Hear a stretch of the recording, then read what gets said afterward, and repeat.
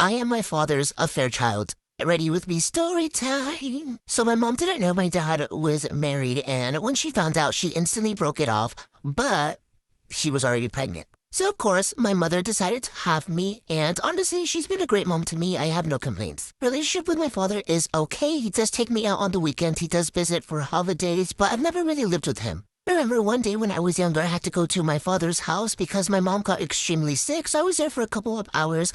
I remember the moment that I got there, my dad's wife started yelling at him, and I had to actually separate myself from her because of how upset she was, so I was literally in a bedroom away from her. To this day, I have no idea why she was extremely upset. I can assume that she was upset because I was there, but it's not my fault that they had a baby and he cheated on her. Like, this had nothing to do with me. I'm sorry. Not to mention, can you really be upset because you knew he cheated and he had a kid and you're still with him, so? My mom explained the teen situation to me when I got older, and I realized how weird their situation was compared to how my other friends' parents got divorced. I don't know, not to compare, but it was just very weird. You have my opinions on their situation, but honestly, he's my dad, so I try not to think much about it.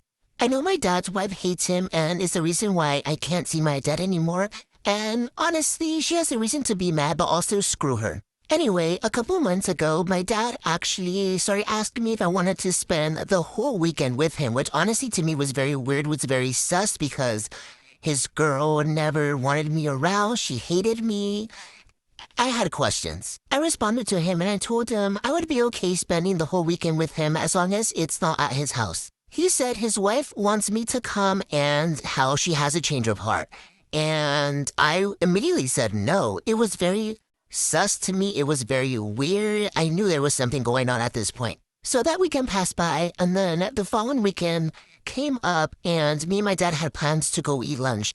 The weird thing is, his wife actually wanted to tag along, which is, again, weird because she never used to, so what changed? He ended up coming to this lunch with my father and I, and honestly, I wasn't really a fan of her being there, but I was also just trying to keep my calm, just trying to be nice. I didn't need to be nice, but I chose to be nice, okay? There at least has to be one mature one here. At the lunch, she basically told me how important I am to my father, especially now because they can't have kids, and how she wants to make it up to me. She asked if she can be my stepmom, and I was like, you want me to let you be my stepmom after everything you put me through? Absolutely not. It made me really upset, and honestly, I had the right to be upset. My whole life, she made it extremely difficult to see my father, and now you want to be nice? Now you want to be nice because you recently found out that you can't have kids? Well, I'm not gonna lie, I might have let my emotions get in the way a tad bit, and I might have been a little bit of an ass to her, but I feel like she deserved it. Why, you might ask? I basically told her not being able to have kids is her karma because of how awful she treated me growing up, and I also ended up telling her that she was going to be nothing to me other than my father's wife. Lunch was over, and later on, she ended up crying to my father, and my dad ended up telling me that I have to go and apologize to her because what I said was very evil and cruel, which, I mean, I understand, but can you blame me? Anyway, that night was over with. I ended up going back to my mom's house, and one thing about me is I cannot hide my facial expressions. I cannot hide my emotions, so my mother knew something was wrong. I ended up telling my mother everything, and she basically told me that my dad's wife put me in an unfair situation. My mother also mentioned to me that I should probably avoid her and stop talking to her, just give her some time, give her some space, and honestly, I agree with her. I am aware that my dad's wife is going through a lot, and she is dealing with infertility, and honestly, she probably isn't over things, which is why she blew up, which is understandable. But also, too, it's just like, does she have to disregard my feelings because now she went through something? Like, I don't know, but to me, it's just very sad and upsetting how the only reason she decided to apologize is because she found out that she wasn't able to have kids. And maybe I wasn't for it, but I feel like she kind of deserved it. I don't know. You let me know. How would you have reacted? Story time about how my best friend turned out to be a psycho from a crazy house. So about my freshman and sophomore year, there was this new girl. I'm going to name her Mika for the sake of privacy. So Mika was new, and she was very shy, and she was very quiet, and she had no friends, so I wanted to be the friend to her that I would have wanted if I was new to a brand new high school. So instantly after I introduced myself to her, she introduced herself to me and we became cool. She was pretty, she was chill, and she was funny. So we were friends. I would walk her to her classroom from time to time just to show her around the building, wait for her so we could go to lunch together, and just so she would have somebody to walk around with in school.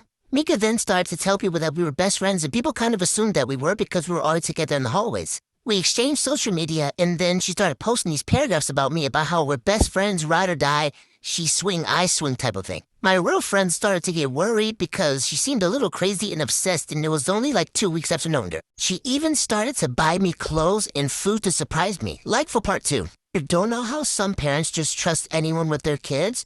After you hear this story time, you're never gonna let your kid out of your sight. This is definitely one of those story times that kept me up at night, so you guys already know the drill. If I'm up, you're up. Apparently, it is also a true story, and it happened in Israel. So the story is about a family, so a mom, a husband, and a child who just moved into a new apartment complex. So one day, their downstairs neighbor comes, introduces themselves, and basically just says that they have a child the same age as your child, and says, we're having a birthday party tomorrow, you guys need to come. Obviously, you just moved into a new place, you want to make friends, so she says, yeah, of course, like, we'll be there. Stories like this really scare me because I have 3 nephews. Like, if any of this happened to my nephews, I don't know what I would do. Like, I would crash out and I'd go to jail. The next day comes around, and the mom is just cleaning up a little bit before they get ready to go to this party.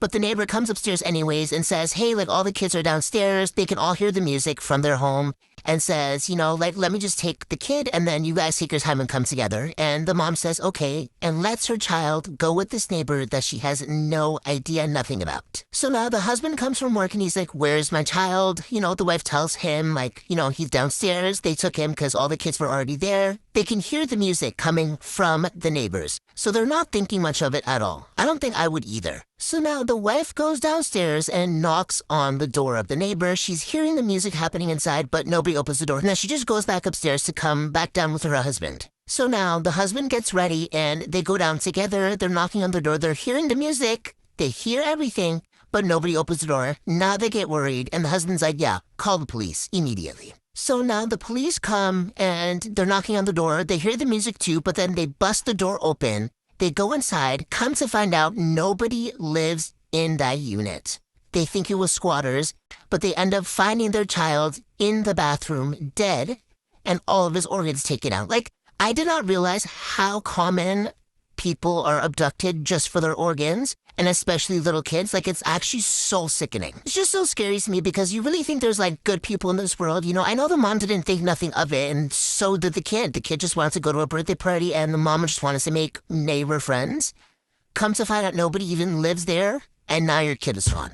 Like, that is so sad. But just as a parent, you can't just let anyone have your kids. Like, you can't trust anyone because people are genuinely sick in this world, and I'm learning that every single day through these stories. I heard this story time, and it really reminded me of the story time that happened to the girl in Mexico, and it's just sad to me because it doesn't matter about the age. It can be like an adolescent girl, an old lady, a man, even a child. People will literally take you just for your organs. Like, I think that is so upsetting. Just wanted to share awareness. But if you're a parent, please do not trust just anyone with your kids. Like, no one. Literally no one. Love you. Story time of how my best friend got so weirdly obsessed with me that she even plotted to kill my boyfriend. So at the time, me and this girl, let's just call her Olivia, had only been friends for about 2 years. I mean, we really did everything together. We were with each other 24/7, and I mean, we were pretty good friends. But the only thing about our friendship is she did not like when I had other friends. I mean, she didn't have any other friends herself, but literally she would joke around about strangling my other friends because she didn't like when I gave my attention to anyone else. But honestly, I just thought of it as a joke. And then I started dating this guy, let's just name him Jacob. He was probably the sweetest guy I had ever met, and he was a real simp for me. So we started dating, and about 4 or 5 months go by, and he started getting these texts from a random number. And it would always be cringy things like leave her or you die, get away from her, and like stupid cringy threats. Then one night me and him were just hanging out. Then he gets a text with his exact address saying he had till tonight to leave me or he wouldn't see another day. Then we hear a knock at the door. I'm running out of time, late for part 2.